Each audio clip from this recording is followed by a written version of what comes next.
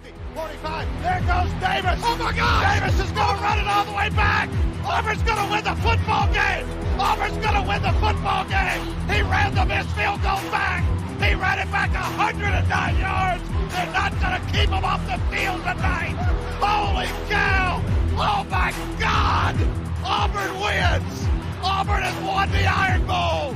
Auburn has won the Iron Bowl in the most unbelievable fashion you will ever see. Oh, on a Friday, welcome in everyone to a brand new edition of the Dream Wager, episode 399. Today is May 17th, 2024. As always, I'm your host, D-Rock, and joining me, as always, our NBA guru, partner in crime, Elvis Acosta. How you doing, kid? Dude, I'm doing good. It's been a long day. Drove up to Boston today to make, for work. Real quick, whoever lives in Seaport, Boston, you're living good. You're living good. It was definitely a nice area there. Definitely futuristic. Love all the buildings there. But other than that, great day, long day. Let's get to it, Bill. Elvis, is it true that you got stuck in the great state of Maryland as well? We got Dan in the chat. Yo, Dan. Oh my God. Yesterday, bro, I was in Maryland for about 3 hours. Oh, it's bad. Like from Virginia all the way to past the Towson exit. Straight traffic. I'm talking about bumper to bumper the whole way. I didn't pass 25 miles for at least 2 hours. And it's a shit state right now. He also exactly what he said is what I told you over the phone. The bridge traffic is crazy right now. So, bro, it's not worth it. We got a crazy episode for you guys today. We got a lot to talk about. Knicks, they take a 3-2 series lead going into Friday. Celtics, they win the series going to the Eastern Conference Final. We got NFL schedule releases. Some of the videos were good. Some of them were but we'll talk about that. We got plays for Friday. Knicks Pacers game 6, Thunder Mavs game 6 as well. Big slate on the diamond, 15 games. UFL week 8. We're only 2 weeks away from the playoffs. I cannot wait for that. And then Preakness, the 149th edition of the Preakness Stakes over there in the great state of Maryland. We got some ponies we'll give out as well towards the end of the show. But let's start with my Knicks. They take a commanding 3-2 game lead series, 121-291. The game was never really close, if I'm being honest. The crowd, everything, and Big Body Brunson took over. 44 points, 7 assists, 4 rebounds. I mean, we got it all. And what a performance and what a series. Alex Burke, I mean, I got to give him his flowers. 18 points off the bench, 5 rebounds. For a guy that didn't play 1 minute in the first series, to come off the bench in an important series to push us and try to get us to the Eastern Conference Finals, you got to tip your cap to Alex Burke. I think that's very difficult to do, especially at this high level. Yeah, Dale, want to just give Knicks their credit real quick. Let's give Hartenstein his credit, though, setting the all-time Knicks offensive rebound record, where although, Nick, great big man, I want to say all-time great, but, got some legendary players as big men on the Knicks. The fact that Hartenstein was out here setting, franchise record, to me, that's interesting and fun. Not for nothing. Brunson, huge game. The only thing I can honestly say that's, a little sigh is, to me, 35 shots is too many shots. You're not even the hot hand. Even for Kobe, 35 shots is too many shots. If he could just be, I like the fact that he made 18, but if he can make 18 while, shooting 26, 27, that would be great. But, 35 shots is too many shots for me, Bill. But besides that, like you said, give Burks his credit. Basically didn't really get no burn till game 3? Yeah. Because of injuries, and he's been balling ever since. He gave you 20 points in the blowout in game 3. He did a little something in game 4, and then we saw him in the Garden, though. And to be honest, those 5 threes are all huge, especially early on, second quarter. So to me, like you said, the game was pretty much over. Late first, early second, which Jalen Brunson hit that huge 3. During that run. To be honest, though, when the Knicks are rolling at the Garden, it's a tough place to play. Not it's just tough place to play, as a visitor, just as a fan. This is just me giving you my opinion. As a fan, I'll be like, damn. But it's exciting. What I'm watching. I think I took the Pacers plus the points. I think. Yeah.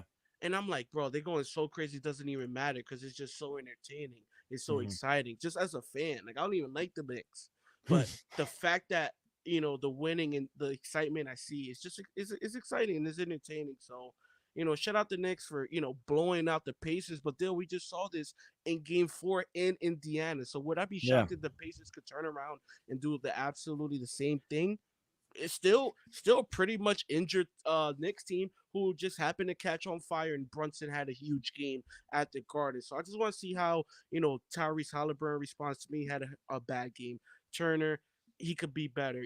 Pascal, the only one who's really been consistent throughout this series, all playoff long, really for the Indiana Pacers. I just want to see how those guys are gonna respond at home because we know their crowd is gonna be pumping as well. Yeah, should be a really good series. I will say it's an anomaly, meaning I think they got lucky game 3, if I'm being completely honest. They hit a 3 from 30 feet. Can Nembhard do that again? Because that's the whole series. If he doesn't hit that, we're up 3-1. That win in five. Before, yeah, well, we win in 5. That's what I'm saying. They blew us out. They got that for game 4. That's the only true game I feel like they won. Other than that, it's all close games besides game 5. I don't know. It should be interesting. OG has been ruled out for game 6, but that's fine. I mean, if Hartenstein's getting 12 offensive rebounds, not just rebounds, you mentioned it, 17 rebounds. I love the grit. I love the tenacity. I mean, we're not backing down. They're playing physical. We're playing physical.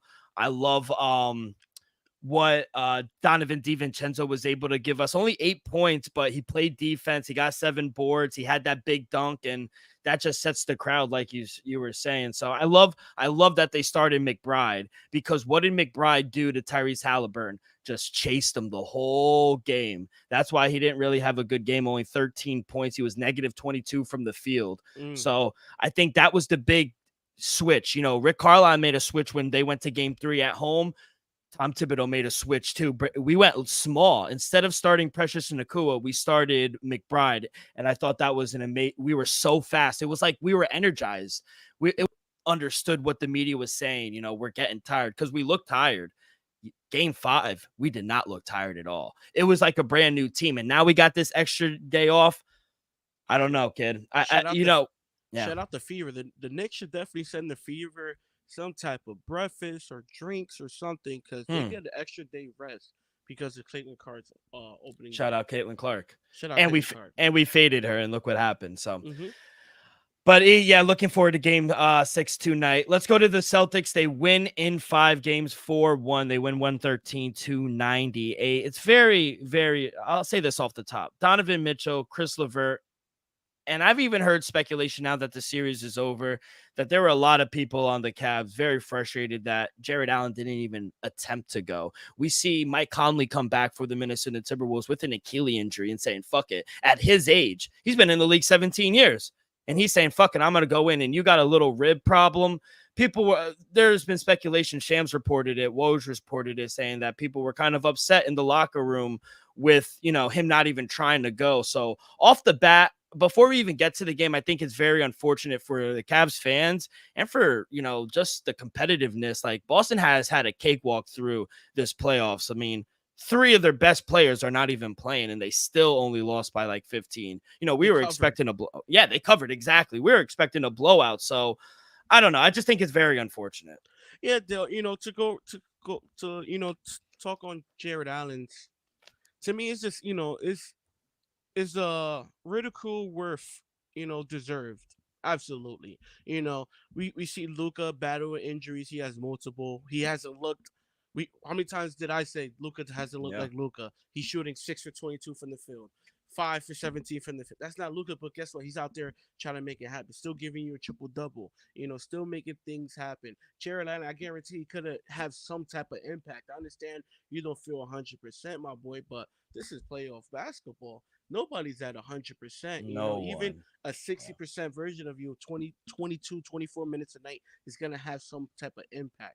I understand you can have some pain, but trust me, ask all these NFL players. They give you that chromosome shot, whatever it is. You'll be all right. We just need you for 22 minutes, 24 minutes, 30 if we go to overtime, So to me, he deserves some of the harsh criticism he's getting right now, just because it is playoff time, Dill. So real quick, want to give Evan Mobley his credit. Finally Yeah. had a huge game. Darius Garland flopped once again, Dill. He had the 30-point game without Darius Garland lineup, and now look, comes back only 11 points in 44 minutes, 4 for 17 from the field, 0 for 4 for 3. He finally gave you the assist numbers. His over under was at 6.5 on the assists. He gave you 9, but I just don't understand how one night you could give us 30 and then the following you only give us 11. So maybe if you give us another 30, maybe you could possibly win this game.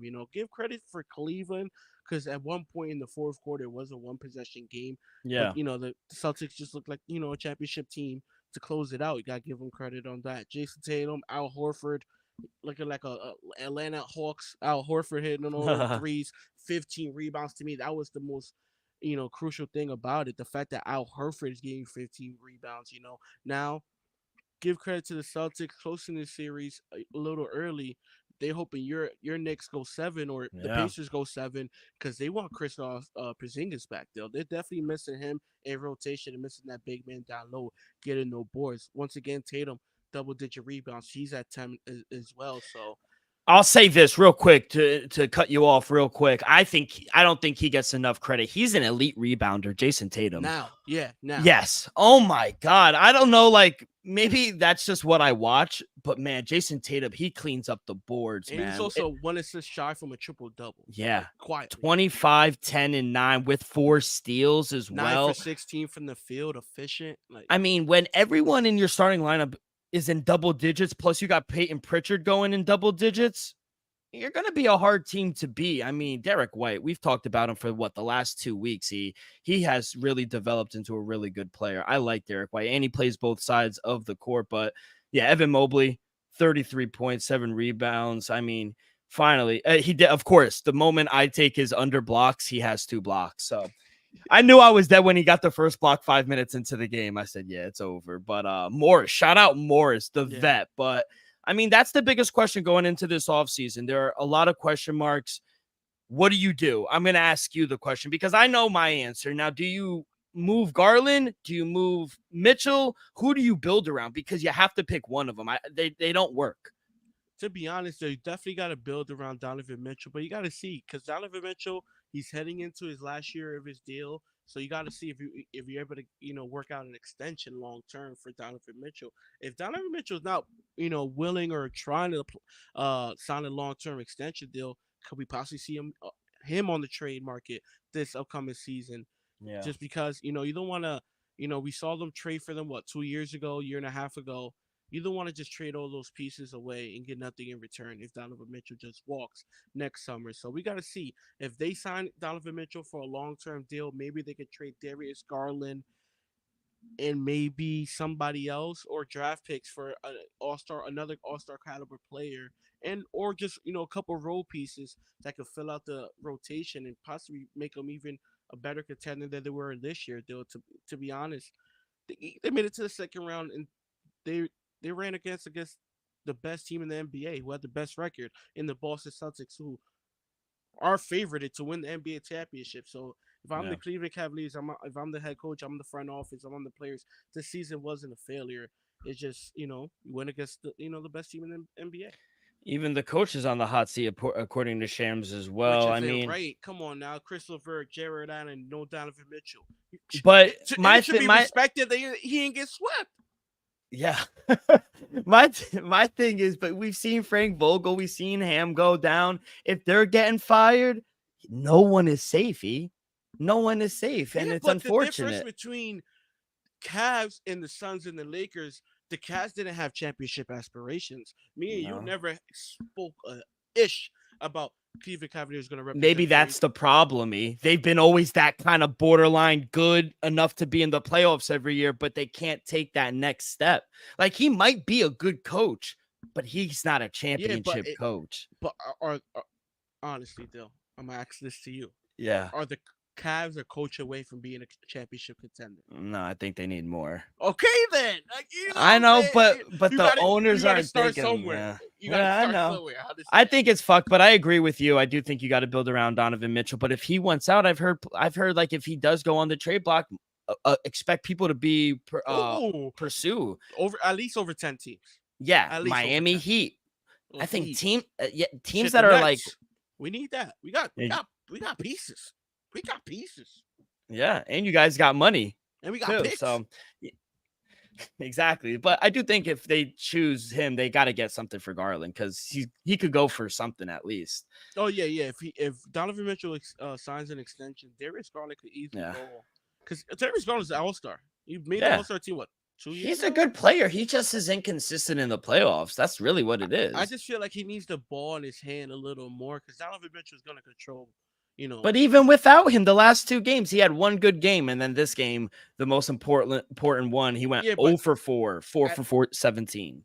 Yes, but at least he showed up when the game at home. If he would have gave you this dud at home as well, like say if he would have gave you back-to-back games as him as the solo star big dog, and he gives you 14 and then 11, that's a problem. But the fact that he was giving you 30 one night, you could build off that. Though you could be like, all right, he could definitely do it. The fact that he did it at home against the Celtics, yeah, I give him credit. Yeah, and now they get to sit. Few figure out if they're going to verse the Pacers or the Knicks. They got some days off, but yeah, shout out to Celtics. It's going to be a good series, whoever they do play, either the Knicks or the Pacers. Dallas takes a 3-2 series lead over the first seed in the West, OKC, 104-92. Luka, another triple-double. I mean, what more can we say from him? 31 points, 10 rebounds, 11 assists. He just did it all. Derek Jones, shout out him. He had a really good game as well. PJ Washington came back to earth. Kyrie, another okay game, but thank God Luka went crazy. Derek Lively had a good game as well. But yeah, they take a 3-2 series lead. Yeah, Dale. This was a very entertaining game for anybody that was watching it. It was just alley-oop central, especially in the first half and a little bit of the third quarter. Luka was out there having fun. He was having a good time, Dale. A lot of great passing we saw yesterday. PJ Washington, he had himself a double-double. He didn't give us those 20-plus points still, but I'll take those 10 rebounds. I'll take those 10 points from PJ, Like you said, Derek Jones Jr., he started this game, I think, 6 or 6, 3 for 3 from the three-point line. He had himself a night, The only, like you said, Luka had himself a great night. Lively had a good game from the bench. The only concern to me is, and why I picked the Mavericks in the series, the fact that the Mavericks are up 3-2 in the series with Kyrie arguably having his worst playoff series ever offensively. Yeah. We saw him give you a 40-point game and multiple 30-point games against the Clippers in round 1. We haven't seen that in round 2, and yet the Mavericks are up 3-2. So you got to give the Mavericks defense credit as well. So, I think Kyrie will wake up eventually. It just might not be this series. Who knows, though? But, and then with OKC on the opposite side, though, this was my question this whole type of time. Since the playoffs began, who's going to come alongside Shea Alexander? Who's going to be his running mate night in, night out? It's going to be Chet. It's going to be Williams. It's going to be Dort. It's going to be somebody else. Yeah. I like the fact Josh Giddey had himself a pretty good game, arguably his best game of the series so far. He got dogged out. First bench game. First time he came off the bench in about 2 seasons. So I like the fact that he answered. He didn't just pout. He actually had a good game, 5 from 8 from the field, So I just need, Chet, Williams, Dort, somebody to give you a 20-point game, 25-point game, and be impactful. 13, 12, 12. That's not going to cut it. You need somebody else to be consistent night in, night out. Because Shai's going to give you the 30. He's averaging 31 points in the series. I think 31 or 32 in the playoffs. It's just who's going to come alongside with Shea, Dale. Luka's been doing it. You had PJ, you had Derek Jones yesterday. Other players been coming alongside with Luka, especially during the wins. Shea's been doing it single-handedly, and then the role players would just have pretty good games. But he needs that second star, that second consistent offensive, player that's going to give you 20-plus points a game. And simply, to me, that's why OKC is down right now, because they haven't had that all series long. Yeah, I agree. I mean, I think they in the regular season they were able to have that, but once the pressure got to them, no one really stepped up because no one's really been here. I think that was the problem. The inexperience is starting to show, and we all thought, not we all, I mean, I thought it was going to be Jalen Williams because I really thought he was the second best player on this team. I thought it was going to be Chet. which he had a couple good games, but but none of them like 20. PJ Washington. Like PJ Washington gave him a game 24, 21. He gave him back-to-back 20 games. 27 and then at that. It was 27. And then they had yesterday, Derrick Jones Jr., another guy step up and give him 19. Even 19, we're not even asking you to give 20. If someone gave you 19 and 17, they win this game. That's my thing. Jalen Williams, Chet Holmgren, Josh Giddey getting benched. Luke Dort. I mean, I know he plays defense, but you got to step up as well. 2 for 8 for 3, 1 for 5 for Chet. I mean, you're getting out rebounded as well. How you getting out rebounded by Luke Dort? Like bro. No, it's unacceptable. You're getting out rebounded by Shy, your point guard. It's unacceptable. I mean, like, you're big for nothing. Like, that was my criticism coming out of college at Gonzaga. Like, I saw him in college get like kind of bullied. Like, yeah, he's big and he's gonna get his, but bro, like, you could bully him in the paint, and it's starting to show. So I mean, the inexperience is very unfortunate, but they got to turn it around. Coming back home now, facing elimination. Luka's banged up and he's still performing. I mean, like, he's clearly hurt. I mean, we're not dumb. He's not 100%. Like you said, no one is. He's giving you 31, 11, and 10. I mean, that's like video game numbers, bro. On the road. On the road too. So now, they go up 3-2, and they're going home to play game 6. Oh my God. Timberwolves are up 21 with 3 minutes left in the second quarter. Yeah, we're recording this live. 3 minutes left in the second. 51 Minnesota to 30 Denver. We getting 7 games, people. Hopefully. We getting 7 games. Let's switch on over to the NFL. It is back. The schedule release. Honestly, over the years, I've thought that the schedule release has gotten worse because it used to be a surprise. There were no leaks. And it was like, wow, you woke up one day and you saw all the matchups, who's playing where, what are the primetime games, when do you have your bye? But now it's like, oh, you kind of know. So I don't know. I feel like it's a little lackluster. But anyway, when the schedule releases come out, I look for like buys. I look for primetime games, Sunday, Thursday, Monday Night Football, Thanksgiving. We do have 2 Christmas days, Chiefs at Steelers and Ravens at Texans. Thanksgiving games. The morning game is Bears at Lions, classic. Afternoon game, Giants at Cowboys. And then the night game, Dolphins at the Packers. So that's going to be an entertaining game. Yeah. That's a good game. Very entertaining game. Let's talk about your schedule, though, first. Week 1, Bengals. Week 2, at home against the Seahawks. On the road, Thursday Night Football against the Jets. That is the Jets home opener, so definitely be there. Then on the road to the 49ers. So those 4 right now, where do you see yourself realistically? 1-3, 2-2? Like, what are we talking about? Possibly 2-2, Dill, but I highly doubt it. I'm going to say possibly 0-4, 1-3. Bro. No, not good. You can't have that. You have a good team. Drake May is the answer. Week 1, we got a healthy Cincinnati team. We was facing Cincinnati week 7. I feel a little better. If we was facing Cincinnati week 4, and you're on the road, I feel a little better. Seahawks, we have a chance against the Seahawks. I'll say Seahawks probably open up 2.5, 3-point favorite, maybe 4 max. Jets, we're live to always beat the Jets. So let's just be honest. Let's 16 in a row. That's all I'm gonna say. 49ers. No, we beat you. We beat you last year. We beat you.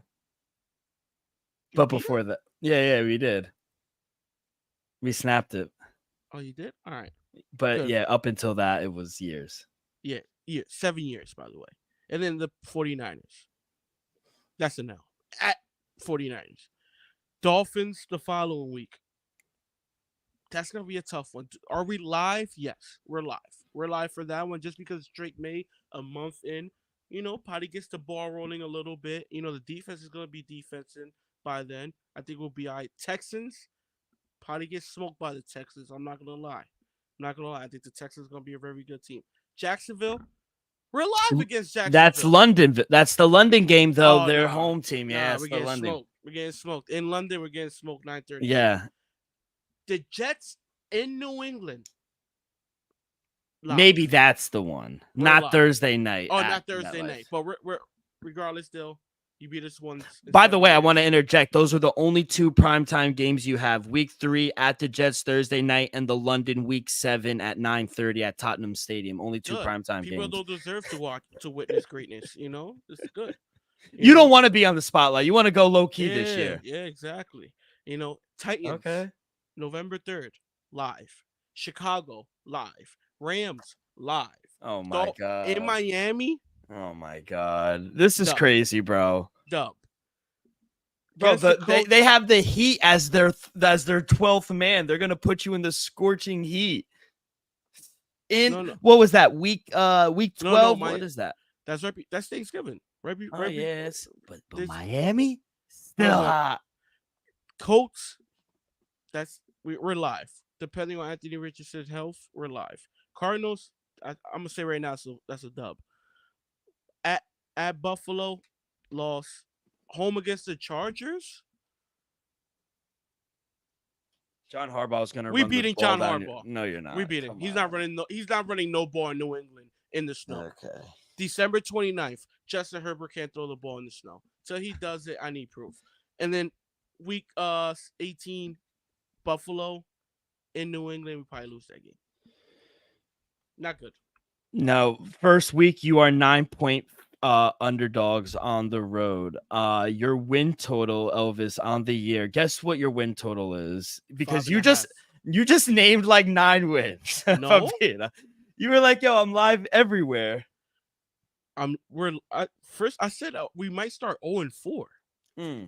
What are you talking about? The win total's at 4.5. Yeah, and I said the only games we're live in, realistically, Jacksonville, Chicago, Titans, Rams, Cardinals, and Chargers. 6 live. The over is at -160 to get 5 wins. I think you'll get 5 wins. I think we get 5. I say 6. I say we have a chance at 6. Realistically, that's our ceiling. We might get 7 due to injury, but realistically, I say we go win 6 games. I'm not even trying to be like that, but I really think you might start 0-6 because it's a gauntlet, bro. Like at Cincinnati, at the Jets on Thursday night on a short week. Then you're in San Francisco. You better make sure that Achilles ain't sore. Yeah, I'm saying short week Thursday. I'm just saying hope he ain't sore. That man 42 years old. All things considered. But honestly, the London game, I think you guys are live against Jacksonville. I'm not. We were talking about it, I think, last week. I'm not gonna be pumping for them. If the game was in Germany, okay, we're live. In London, I think you could compete with Tennessee on the road. I don't know about Chicago at week 10. We got to see it. We got to see it. Yeah, but by that time they might have figured it out. That's you're not getting them early. Then, Drake may probably figure it out. Who knows? Still, we could be honest and objective that he has more to work with than Drake May. Oh, right? Absolutely. Yeah. But at the end of the day, they're still the Bears. I gotta see it. You gotta see it to believe it. I agree. All right, week 11. Off the top of your head, when the last time the Bears won 10 games? We don't got enough show for that. When the guy hit the doink off the Eagles when they made the playoffs with Matt Nagy and Mitchell Trubisky. Shout out him. That was his only good year of his career. Week 11, Rams. Yeah, depending on injury, I think if Stafford isn't there, yes. Yeah, if Stafford's not there, that's a guaranteed win. Colts, yes, I think live at home too. It depending if Anthony Richards isn't in, I think you guys could win that game. At Cardinals, yes. Division games are weird. I think you're live in at least one game for each. Jets, Bills, and the Dolphins. So you never really know with the division. I say Dolphins, yes. Bills.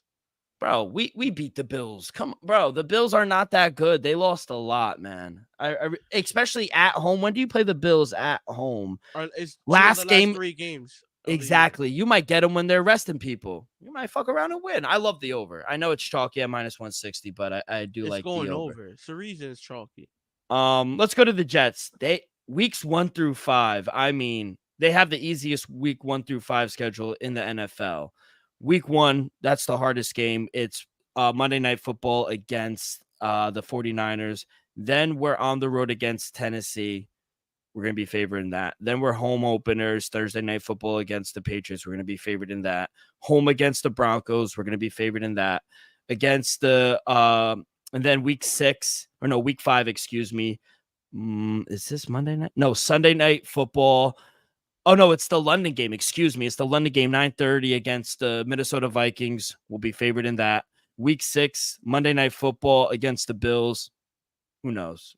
But weeks 1, I say they might be. Yeah, it might be a pick 'em. It depends. Like if we're hurt say or y'all not. home. I'm gonna say y'all home. So I'm gonna say 1.5 Jets. And then when y'all in Buffalo, they get 1.5. Exactly. So weeks 1 through 5, 49ers. Outside of that, you got a rookie quarterback in Drake May, a rookie quarterback in Bo Nix, a rookie quarterback in JJ McCarthy, and we got a 2-year starter in Will Levis. Hey, I mean, if Zach Wilson happens to start the game against the Jets and light y'all up, they're live. The Jets could face, like I said, 3 straight rookie quarterbacks and only one team projected to win 7+ games. And obviously that's the 49ers. It gets difficult, obviously. Week 6 through 18, if we look at it, week 6, like I said, Monday, is it Monday? Yeah, Monday Night Football against the Bills.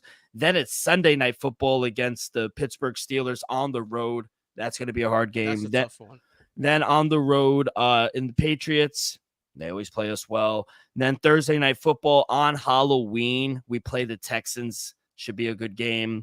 Then we're on the road week 10 against Arizona. Should be a good game, but I think we'll be favored. Week 11, Sunday Night Football at home against the Indianapolis Colts, and then our bye. So it does get tougher. And then we play the Seahawks at home, the Miami Dolphins on the road, Jacksonville on the road, the Rams at home. And then the last 2 games of the season, we play Buffalo on the road and then Miami at home. But, you know, we have the 4th easiest schedule, according to PFF, amongst obviously all the teams. The Jets are the first team in NFL history to receive 6 primetime games in the first 11 weeks of the season. Week 1, Monday Night Football. Week 3, Thursday Night Football. Week 6, Monday Night Football. Week 7, Sunday night. Week 9, Thursday night. And week 11, Sunday night. I mean, I think we owe them going down in 4 plays. We owe them, Dill. Yeah. I think the NFL is asking a lot from the New York Jets. You know, I understand Aaron Rodgers and everything, but, you know, for 6 primetime games in the first 11 weeks, who the fuck are they? You know, no, with all respect, Dill. You know. Oh, I agree. You know, we got to see it first. We got to see Aaron Rodgers he might not be the 4-time MVP anymore. We got to see him work. Wow. Dill, we got to see him work. He might come out like Klay Thompson. We might see 2024 Klay Thompson. Dill, stop playing. I'm not saying that's going to happen. I highly doubt it does. All I'm saying is, Dill, I'll give it a 15% chance it does happen. Let's be honest, Dill. You think Aaron Rodgers is going to come back and you're going to see him what we saw in Green Bay? Be honest. No. I don't want I hope. It's either a yes or no. Yeah. Be honest. Yeah, the fan in me has to say yes. I can't say I can't have another answer. Do you understand that the last 2 out of the last 3 seasons, Aaron Rodgers won the MVP in Green Bay, correct? Yeah, that means he was the best player in the NFL. And he has the potential to be that when healthy. I'm not disagreeing. All I'm saying is he might be Klay Thompson. Now, I'm not saying he is. All I'm saying is a small chance. I would say I would answer your question yes if we didn't make the moves that we did. We went out and got him help. I think if we ran it back, hypothetically, if we didn't change a thing in the offensive line and didn't give him weapons, yeah, 100%. But we gave him weapons. We fixed offensive line. I think it's going to be different. I have to say that. I cannot say another answer. No, it will be different. He will definitely play more than 1 game.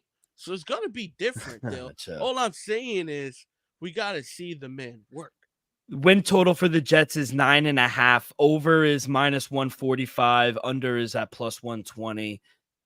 If all things are accounted and he is healthy, Jets have a chance to win. I obviously was pumping it before I said 17-0, but realistically, I see like 11, 12 wins.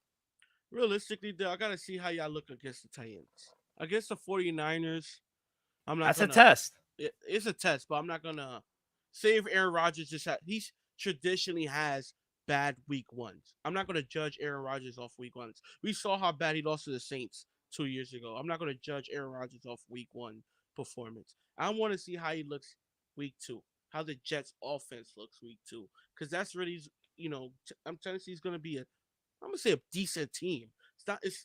You're not going to be more than a 5-6 point favorite against Tennessee, guaranteed. So I just want to know I just want to see how y'all gonna look against them. The 49ers, I don't expect much from y'all week one. Week two and on, though, that's what's gonna show me a lot. I personally think, I didn't do it yet. Y'all definitely gonna get at least 10 wins. Do I count 11? I don't know, but you could easily start the season 5-1, and then the remaining of the season, it all depends on health and injuries and whatnot, but. I definitely see the Jets going over 9.5. Tell you that. I'm trying to see because sometimes they have lines for the second week, but only some games. They only have. I know, but they only have week one. They have Christmas, Thanksgiving, Halloween. They have the London games, but yeah, the London games. You guys are 6.5 point underdogs against the Jaguars, and we are 3-point favorites against Minnesota. So I was trying to see if the Tennessee game, but no, I agree, kid. I should be very interesting, and I think he'll be healthy. He has to be. We don't have another choice. Did you hear who got Hard Knocks? The Giants. Yeah, so I'll just like that. I'm not watching this shit. I also like that. When do you think you have the bye, real quick? Because I like when would you rather have the Patriots early bye, middle of the year, or late? Rookie quarterback, I'd rather have it early, like week 5, week 6. Right? Yeah. What adjustments you're gonna make week 12 for a rookie quarterback? The season's gonna be over most likely. He's not gonna be Cam Newton. Which I hope he is. Week 5, that's the first week of the bye. 4 teams: Eagles, Chargers, Lions, and Titans. You guys are in week 14, literally the last week. The Ravens, Broncos, Texans, Colts, Patriots, and the Commanders. We're getting Lamar Jackson, Anthony Richardson, CJ Stroud, Jalen Daniels, all on the same week. That sucks for fantasy. The Jets have week 12 a bye with the Saints, Jaguars, Bengals, Bills, and the Falcons. So should be interesting. The interesting is week 7 and week 9 are the 2 weeks that only have 2 teams on a bye. The Bears and Cowboys week 7, and 49ers and the Steelers week 9. So should be interesting. Thursday night games, Monday night games. They're all very interesting, but yeah, I like our chances to go over, be very competitive this season if we stay healthy. Before we get to our plays, a quick word from our sponsor. We are brought to you each and every episode by Viva Tequila Seltzer, the most refreshing hard seltzer on the market, hands down. It's no wonder why Viva was voted #1 hard seltzer in the world by San Francisco World Spirit Competition. With only 88 calories, 0 carbs, 0 sugar, and a light 4.5 ABV, Viva is the perfect drink for your post-game celebration, as it was created with that active lifestyle in mind. We flavor tequila seltzer because flavor is the spice of life, and we like our drinks with just a kick, just like we like our lives. Whether it's Huckleberry playing around a golf with the boys or an elderberry watching the NBA playoffs, it doesn't matter. Our favorites pair perfectly with that Artisanal Blanco tequila for that subtle and refreshing drink. I believe here at the Dream Wager and at Viva is to live long, live well, and live it up. All right, kid, let's get to it. Halftime 59-40. Minnesota is taking care of business, trying to force a game 7. Let's go to Friday night, 8:30 on ESPN. The Pacers host the New York Knicks, -5.5. Oh, disrespectful. Ooh, went up to 6, still live at 6 right now. Perfect. I need that. I already took it at 5.5. Plus 198 on the money line for the Knickerbockers. Over under is at 215. Elvis is 5.5 too much. So personally, I feel like it is. I think 5.5, 6 points is a little too much, but we got to go what we last saw in Indiana, though. So is it really? Yeah, but is it the correct number? I think so. You know, I'm gonna lean the +6. I think the Knicks either close it out, if not, they lose a nail biter. I highly doubt they get blown out again, and I highly doubt they lose by double digits. Still, I think this game will come down. I think like game one, game two did.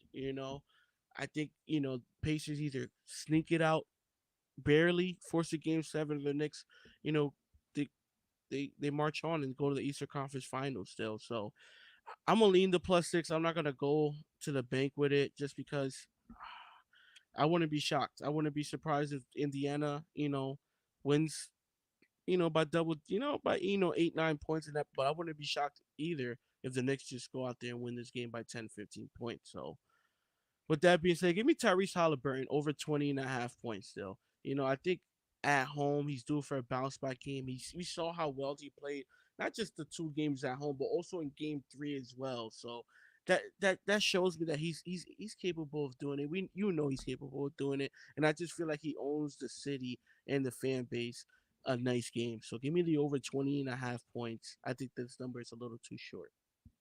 Yeah, I'm gonna take the +6 as well. That's a little disrespectful. I'm gonna take the plus 190 on the money line as well. I think the Knicks close it out here. I just think with all the momentum going forward, I think they made the critical change of putting McBride and starting him. I think they'll have an answer, and I think they're going to come out a little more aggressive. But the Knicks have done a great job, not just this series, but the whole playoffs, weathering the storm early on. We've got down 10, we got down 15, and we've come back and we've won. I don't think they could guard Brunson. I also like Donovan DiVincenzo over 16.5 points. I think that's a bit overreaction, the line movement. Every game was around 23, 24 points. It's dropped over 8 points for one bad game. I think that's a bit over an overreaction. The volume has still been there. He just dropped 30 the other night. He can take over this game. That was in Indiana as well. So going back to Indiana, he's comfortable. I think that's a bit overreaction. So I do like Donovan for a bounce back. And I just like the Alex Burke, the past 3 games has really, really lit it up. They can't guard him either. I think we're getting enough. I don't think we're tired, and I just think McBride is going to hound Halliburton. We got to guard Miles Turner though. I mean, when they came out of the half and they hit those 3 threes, I was like, holy shit, they cut it to 7. I thought it was a ball game, but then we got it. I was, me, I was pacing around. Yeah. I was like, oh shit, here it comes. But no, after that, we kind of locked in, and then Isaiah Hartenstein, I mean, I'll take his over rebounds. If it's 12.5, he got paid from that performance last 2 nights ago. He got paid. Josh Hart rebounds. I just think we got the momentum right now, kid. So I'm going to take the +6. Going to take him on the money line plus 190. Going to take Donovan DiVincenzo over 16.5 points as well. Let's go to Saturday, another game 6. Dallas Mavericks lead 3-2, now hosting the Oklahoma City Thunder. Lane 4 at home in a closeout game, -174 on the money line, plus 146 for the Thunder. Over under is at 209.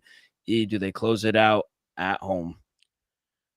I think so, Dill, but I'm not sure if I'm gonna lay the 4.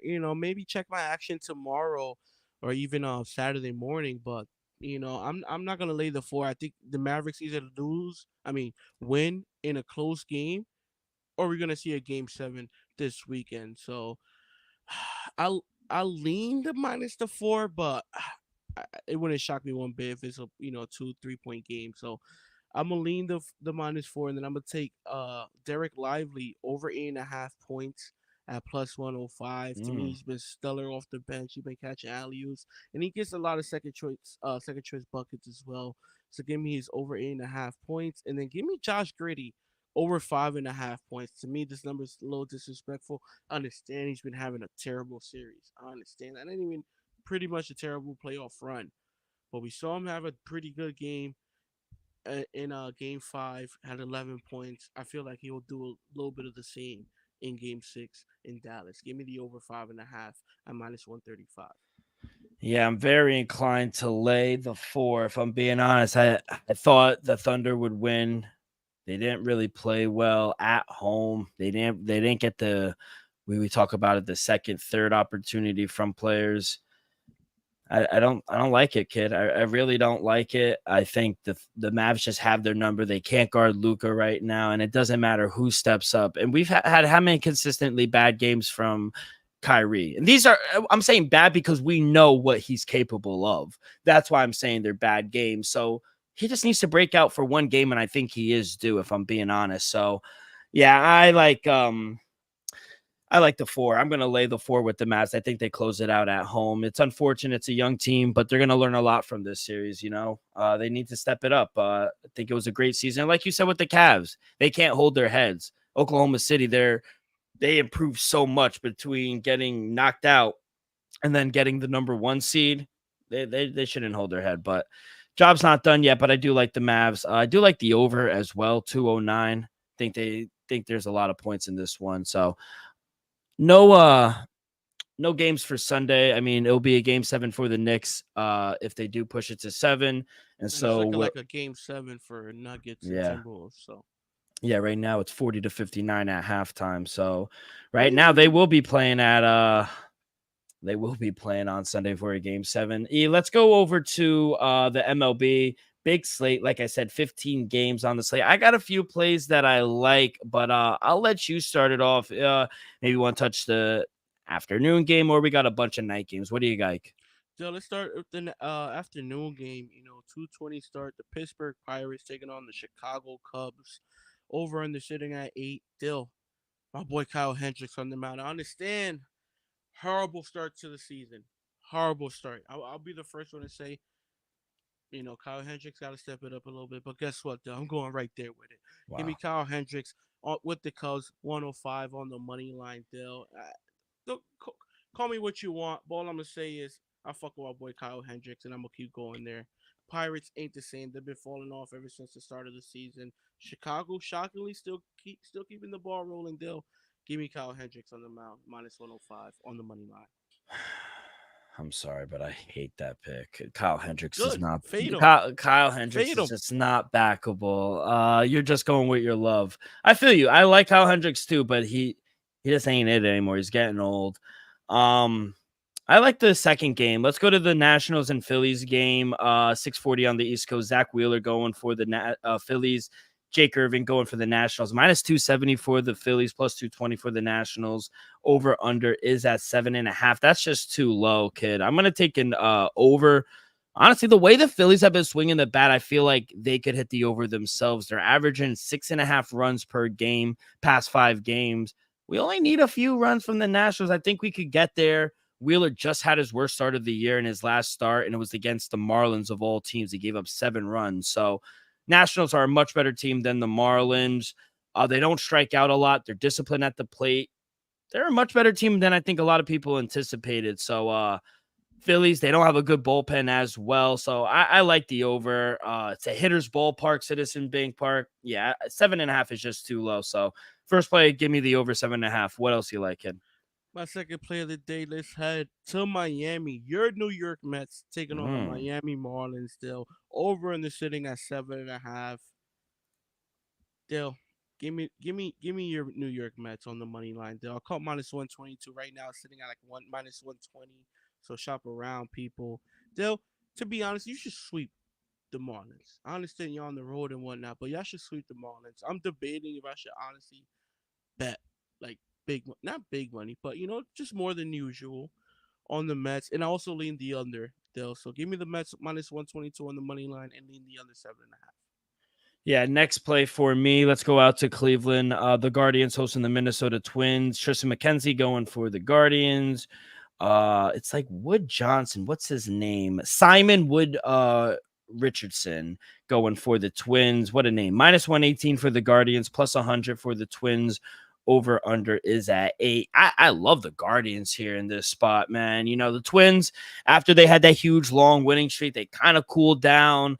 Now they had a travel situation. They were home. They just got swept by the Yankees. Bats might be a little sluggish. And I like the Guardians here, man. At home, 12-6. Tristan McKenzie, he's a much better pitcher at home than he is on the road. So he just has one bad start against the Yankees back in early April. Outside of that, Guardians have won every start he's made at home.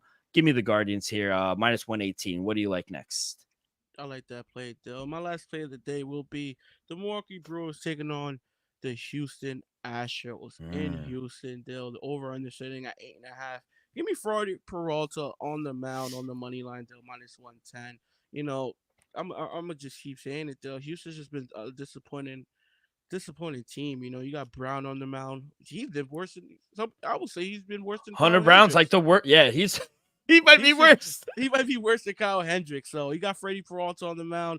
You got the Brew Crew. To me, it's a better batting club right now at the moment too. So give me the Brewers at -121 on the money line. It's -115 right now. To be honest, people, I'm surprised it's that low.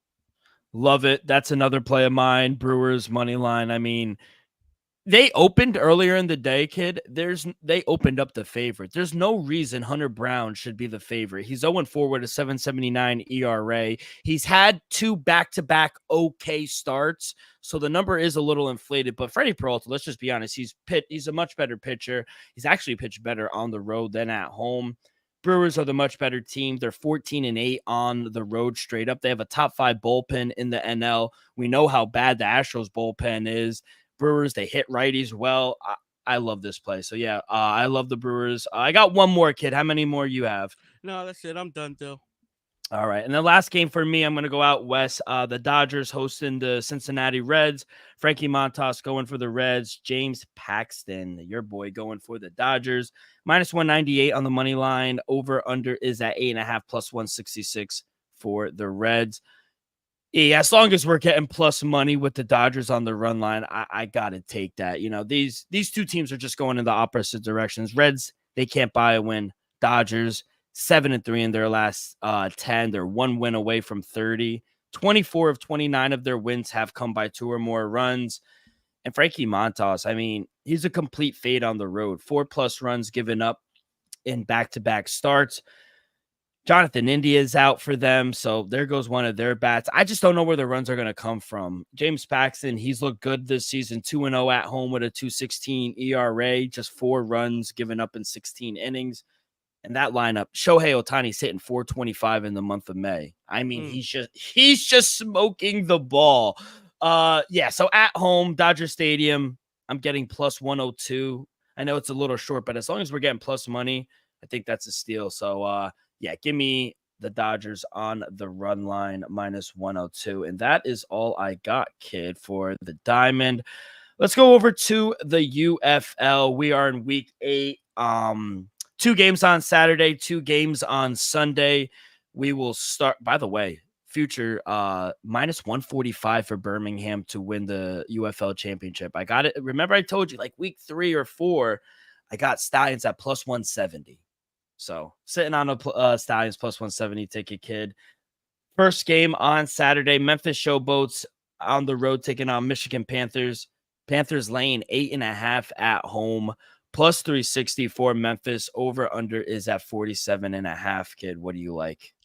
Still, to be honest, I ended up just staying away from this game. You know, I do lean Michigan minus the points, but from what I've been seeing these past few weeks, I just don't trust them enough to lay the points. Don't get me wrong, I have no respect for, Memphis, but I just don't trust Michigan enough to, to win by 9. Do I think they win by a touchdown? Most likely. I just don't, trust them enough to bet my hard-earned money on it. So I ended up just staying away from it. Yeah, Panthers, they're definitely obviously the right side. I mean, I want to see it. Do they have team totals up yet for them? No. I was probably going to look at like a team total maybe for Michigan, because the Panthers, they just score points. I mean, they're averaging 23 points per game. Showboats are allowing 32 points per game. So I maybe like an over. I mean, it is the highest total on the board for a reason. Memphis just can't stop a nosebleed right now. So I was looking maybe Michigan team total, but it's not up yet. So I lean Michigan. They probably are the right side. I mean, against the spread, they're 4-3. Showboats 2-5 against the spread, but they're 5-2 towards the over because they just give up 31 points a game. So yeah, I'll probably lean over, and I probably lean Michigan. Let's go to the biggest favorite on the card. Birmingham Stallions at home taking on your Houston Roughnecks. Stallions laying 16 at home, plus 850 for Houston Roughnecks. Over under is at 43. Elvis, you got to take the 16, right? Not with Houston, Dill. Give me the -16 with the Stallions. Best team in the league. Stallions, ever since I think was it with 3 and 4, the 2 weeks where I was like, Dill, that's too many points. I'm not gonna lay it. They've been cashing. So I'm gonna keep laying it, Dill. Give me the Birmingham Stallions minus the 16, Dill. Yeah, Houston, I understand they got their first win or whatnot, but it's the Stallions, Dill. It's the champs. It's the reigning champs, possibly the future champs. I just don't see. Maybe if Houston was at home, maybe lean to +16, but on the road in Birmingham, it's gonna be a long night for the Roughnecks. I love the over 43 points. They might get them themselves. They're averaging 30 points a game. The Roughnecks are allowing 23 points per game and they're averaging only 14 points. So I think they could score 2 touchdowns. We could get over this easily, 43. So love the over. I think that's my favorite play of the weekend. I was looking maybe at a team total for the Stallions, maybe like a 27.5. Get like 4 touchdowns. I like that. But outside of that, 16 is crazy though, kid. I mean, they are 5-2 against the spread. I don't know. Gun to my head, I probably would take the Roughnecks +16. But I love the over, and I probably would look towards a team total over for the Stallions. Let's go to Sunday. The Defenders are on the road taking on the St. Louis Battlehawks, and that crowd. St. Louis -7.5 at home, +330 for the Defenders. Over under is at 44.5. Another over. I like it. What do you like here? Give me the Battlehawks at home -7.5. Still, like I've been saying, this biggest home field advantage in the league. DC has been disappointing for the past 2-3 weeks now. I haven't been liking what I've been seeing from that side. Give me St. Louis Battlehawks at home -7.5. Though wouldn't be shocked if they win by double digits. Yeah, I love the Battlehawks here. That's another play. I love the Battlehawks. I think they cover the 7.5. I love the over 44.5. They're averaging 29 points per game. They're just flying up and down the field. They're only allowing 20 points per game as well. I think the Defenders, they're 3-4 towards the over. They're allowing 25 points per game. This is another team total I really like. Battlehawks team total over. I think they're gonna have a field day against the Defenders. So I love the over. Think they cover the spread as well. Not a good season for DC, I'll say that. But yeah, I agree. I love the Battlehawks and I love the over. And that last game on Sunday, San Antonio Brahmas hosting the Arlington Renegades. San Antonio laying 3.5 at home, +165 for Arlington Renegades. Over under is at 46. Luis Perez and the Renegades got us right where they want it. Where do you like here?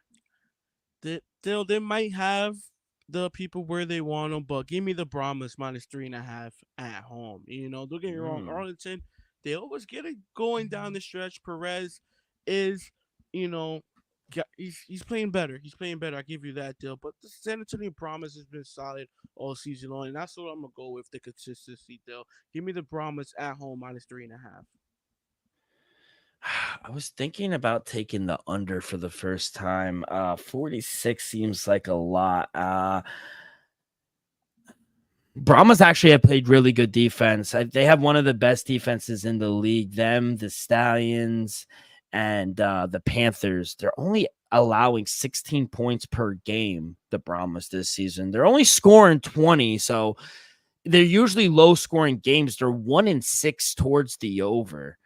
That's what's confusing. I kind of like the under, if I'm being honest. I think they're going to be able to stop Luis Perez. I don't know if I like Arlington as well. The hook scares me. We've been betting on football for too long to know that hook will kill us. Yeah, I would stay away from the side. Because it wouldn't surprise me if Renegades winded up winning. But I like the under. I would go under 46. I just think that's a tad high. So, yeah, I got the under in the first game. I like the over in St. Louis and DC. And I also like the 7.5. Like the over 43 in Houston and Birmingham. And I'm probably going to stay away from that first game. What are your plays again, kid? Stay away from Michigan and Memphis game. Give me San Antonio Brahmas laying 3.5 against Arlington. St. Louis Battlehawks -7.5 against the Defenders, and give me the the Birmingham Stallions -16 against the Roughnecks. Nice. Good luck, kid. I've actually had a much better back-to-back weeks. We started off pretty bad at UFL this season, but we've come around. Only 2 weeks away from the playoffs, kid. Let's go over lastly. Let's go to the Preakness. The 149th running of the Preakness Stakes in Baltimore, Maryland. We have one guy out. It's the Muff Scratched. He's one of the favorites. He was so now we're down to an 8-field horse. We saw Mystic Dan win the first leg of the Triple Crown about 2 weeks ago with the Kentucky Derby. He is now 5-2, 5-2, to win the Belmont Stakes. Got Seize the Gray at 15-1, Just Steel at 15-1, Tuscan Gold 8-1. Who do you like, kid? Do you got Mystic Dan? You gotta definitely throw Mystic Dan in the picture just because the Triple Crown effect. He's always gotta be live for the Triple Crown. You always want to have the Kentucky Derby winner. You gotta always sprinkle a little something for him at the Preak. So sprinkle on him. I like Catch Your Freedom at 8-1, Dill, and I also like Uncle Heavy 20-1. For all the people listening out there, I'm not an expert on the ponies. I just like the name. So if you're listening, keep that in mind. It's just for a little fun. I agree. I think that was my long shot as well. Uncle Heavy at 20-1. I mean, apparently from everything that I've been reading, they got a seasoned trainer. The trainer's Robert Reed. One of the top riders. The jockey is Ortiz Jr. He's apparently top class. The best of the 3 wins was in the mud, and they won. He's 5-3, the Uncle Heavy. No ties, no draws, no 5-3, 20-1. I like that bet. Catching Freedom, I agree. I got 6-1, 8-1 is even better. Apparently another top trainer and Brad Cox. So he was at the Kentucky Derby 2 weeks ago. He's a fast horse. He needs a little improvement though, but they said it's a good jockey as well. So he's 6-3 Catching Freedom in his career. So 6-1. I agree. Got to go Mystic Dan just because of off the factor as well. And then it's another one. I just thought there was some value in Tuscan Gold at 8-1. Remember Sierra Leone last 2 weeks ago at the Belmont? It's the same trainer, but they subbed out Sierra Leone for his other horse who's Tuscan Gold. He's young. He's only I don't know how old he is, but his record is only 3-1. So he's newer. So they're gonna try to save Sierra Leone and save him for the Belmont Stakes in 3 weeks. So that's the last leg of the Triple Crown. So they're going to save him and put in Tuscan Gold. So I'll take a shot here with the young horse at 8-1. But that's going to do it, kid. Have you been watching NHL playoffs recently?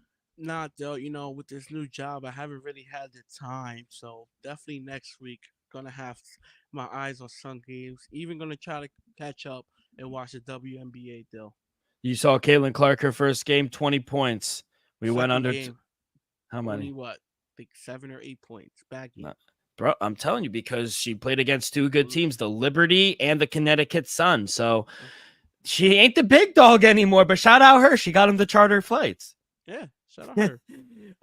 Any last words? Any birthdays this weekend, kid? What are you doing? No birthdays this weekend. I'm just going to relax, hang out, have a good time as I should and deserve to. So I'm just going to chill. Hope everybody else has a great time and gets to relax as well.